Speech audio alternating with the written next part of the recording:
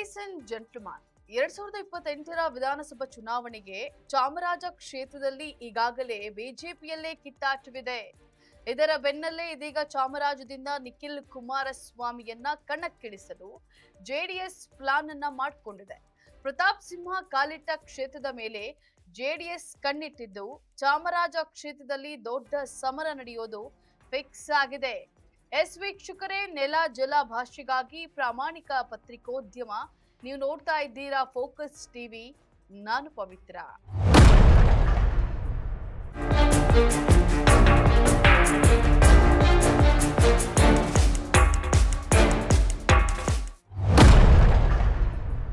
ಎರಡ್ 2028ರ ವಿಧಾನಸಭಾ ಚುನಾವಣೆಗೆ ದಳಪತಿಗಳ ತಾಲೀಮು ಶುರುವಾಗಿದೆ.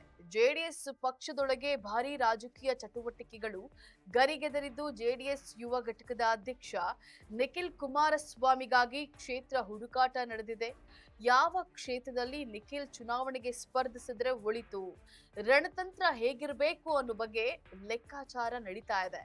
ಈಗಾಗಲೇ ಪಕ್ಷ ಬಲವರ್ಧನೆಗೆ ತಯಾರಿ ನಡೆಸಿರುವಂತಹ ಜೆಡಿಎಸ್ ತನ್ನ ಹಳೆಯ ವೈಭವವನ್ನ ಮರಳಿ ಪಡೆಯಲು ಲೆಕ್ಕಾಚಾರವನ್ನ ಹಾಕಿಕೊಂಡಂತಿದೆ.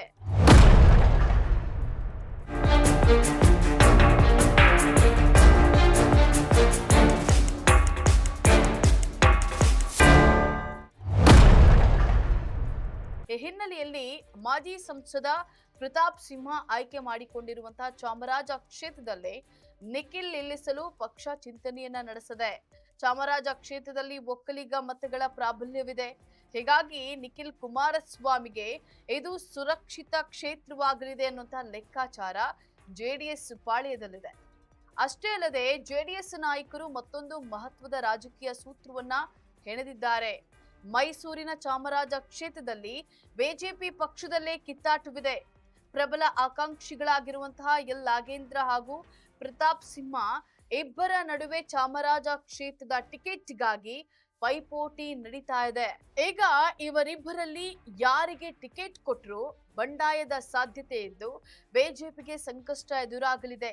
ಇದೆಲ್ಲವನ್ನ ಗಮನದಲ್ಲಿ ಇಟ್ಟುಕೊಂಡು ಜೆಡಿಎಸ್ ಮೈತ್ರಿಯನ್ನ ಘೋಷಿಸಿ ಚಾಮರಾಜ ಕ್ಷೇತ್ರದ ಟಿಕೆಟ್ ಅನ್ನ ತಮಗೆ ನೀಡಬೇಕು ಅಂತ ಹೇಳಿ ಬಿಜೆಪಿ ಬಳಿ ಮನವಿ ಮಾಡಲು ಮುಂದಾಗಿರುವಂತದ್ದು.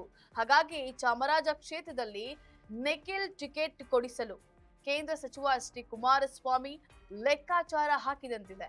ಒಂದು ಕಡೆ ಹ್ಯಾಟ್ರಿಕ್ ಸೋಲಿನ ಬಳಿಕ ಪುಟಿದೇಳಲು ಜೆಡಿಎಸ್ ಯುವ ನಾಯಕ ತೆರೆಮರೆಯ ತಯಾರಿಯನ್ನ ನಡೆಸ್ತಾ ಇದ್ರೆ, ಮತ್ತೊಂದು ಕಡೆ ಕಳೆದ ಚುನಾವಣೆಯಲ್ಲಿ ಠೇವಣಿಯನ್ನ ಕಳೆದುಕೊಂಡಿದ್ದಂತಹ ಕ್ಷೇತ್ರದಲ್ಲೇ ಈಗ ನಿಖಿಲ್ ಬಂದ್ರೆ ಜಾದು ಆಗುತ್ತಾ? ಕಾದು ನೋಡ್ಬೇಕಿದೆ.